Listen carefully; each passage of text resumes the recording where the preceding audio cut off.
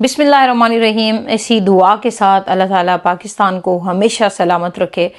मैंने हमेशा कहा है कि हम सहाफ़ी नहीं हैं, हम सियासतदान भी नहीं हैं, हम आम पाकिस्तानी हैं, लेकिन हमारी आवाज़ मैटर करती है, हम सब की आवाज़ मैटर करती है और इस टाइम हमें आवाज़ उठानी है अपने वतन अज़ीज़ के लिए। चंद एक चीज़ों के ऊपर बात करेंगे।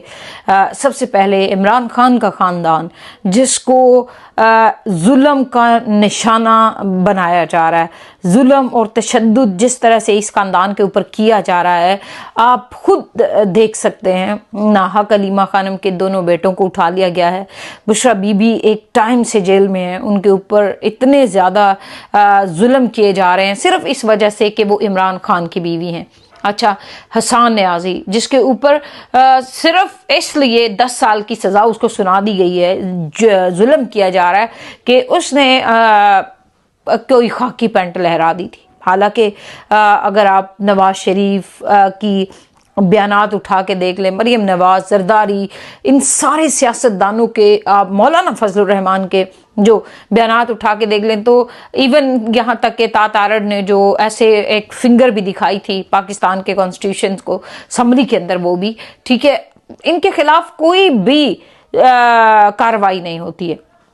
हम बात करेंगे कि पाकिस्तान पाकिस्तानियों का है। पाकिस्तानियों को आज तक 78 साल में पाकिस्तान ने क्या दिया है? पाकिस्तान के अंदर से 2 मिलियन तक, ठीक है, जो 20 लाख तक जो लोग हैं वो पाकिस्तान छोड़ के चले गए हैं, ठीक है।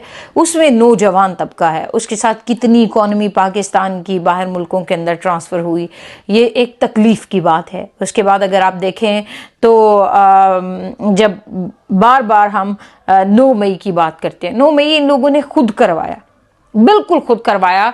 और अगर 9 मई इन लोगों ने नहीं करवाया तो ये उसकी सीसीटीवी फुटेज क्यों नहीं लाते हैं? जैसे इमरान खान साहब बार बार कह रहे हैं कि सीसीटीवी फुटेज दिखाएं आप, अगर आपने 9 मई नहीं करवाया। इन्होंने अपने लोग घुसाए 9 मई में, इनके अपने लोगों के हाथों में पिटे के झंडे देखने को मिले। आज जिस तरह से ये इमरान खान के ख़ानदान को निशाना बना रहे हैं, ये रुकना चाहिए। और जब मैं कहती हूँ कि पाकिस्तान के अवाम को इन्होंने 78 सालों में क्या दिया, गुर्बत दी, महंगाई दी और जुल्म दिया, नाइंसाफ़ी दी। दुनिया के दूसरे ममालिक, इंडिया, बांग्लादेश, अफ़गानिस्तान, 40 साल जंग लगी रही अफ़गानिस्तान में, कहाँ पहुँच गया? और आज हम तमाम जो हमारे हमसाया ममालिक हैं उन सब से पीछे हैं। यहाँ पे बात करने का मकसद ये है कि जब तक हम अपने आप को, अपनी खुददारी को नहीं पहचानेंगे, हम पाकिस्तान को नहीं बचा सकते हैं। पाकिस्तान चंद खानदानों की या चंद डिक्टेटरों की मलकियत नहीं है। आप नौजवानों को ये समझना है, आपके टैक्स के पैसे से ये तनख्वाहें लेते हैं, ये मुल्क आपकी तनख्वाहों के पैसे से चलता है। और आज जब हम बात करते हैं, हमें तकलीफ होती है कि चंद एक लोग जिन्हें मेन स्ट्रीम मीडिया पे लाके बिठा दिया जाता है, वो अपने आप को ये कहते हैं कि हम सहाफ़ी हैं। उनकी वो क्या कहते हैं, तेल देखो तो तेल की धार देखो, ठीक है। जिस तरह से उन लोगों के बयानात आप देख लें, बहुत सारे ऐसे एंकर हैं जिन्हें पता नहीं किस बेस पे एंकर बना दिया गया है। मैं इन लोगों के सबके नाम तो नहीं लेना चाहती हूँ, लेकिन तहरीके इंसाफ जब ये नाम भी लेते हैं हमारी पार्टी का, तो ये ऐसे होते हैं जैसे पता नहीं मतलब कौन सा ऐसा मसला है इन्हें पीटीआई के साथ। हालांकि इनके व्लॉग पीटीआई के बगैर नहीं बिकते हैं, इनका मेन स्ट्रीम मीडिया नहीं चलता है। ये जब तक बकवास ना करें इमरान खान, उसकी पार्टी, उसके खानदान पे, इनको फिर व्यू भी नहीं मिलते हैं। तो उनके अलावा इनके पास कुछ है भी नहीं जो ये दिखाएं, क्योंकि अब मरीम नवाज को तो ये दिखाने से रहे। अब खुद वो इतनी नालायक, इतनी जाहिल औरत है, उसे यही नहीं पता कि साइफर कौन लिखता है, ठीक है। और अपने बाप के बारे में और अपनी माँ की हर टाइम वो तारीफें करती रहती है। उसे पाकिस्तान की किसी भी पॉलिसी को उठा के देख ले, उसे पता नहीं होगा, ठीक है। कोई भी चीज के बारे में उसे पूछे, उसे कुछ पता नहीं होगा। उसको इतना पता कहीं भी करके बस तस्वीर निकालनी है, दैट्स ऑल, नथिंग एल्स। क्यों? क्योंकि आप ऐसे मुल्क को नहीं चला सकते हैं। अब जो सहाफ़ी बने हुए हैं, उनको जब थोड़ी सी थपकी मिलती है, वो बस जो चाहे बोलना शुरू हो जाते हैं, जो चाहे लिखना शुरू हो जाते हैं तहरीक इंसाफ के खिलाफ।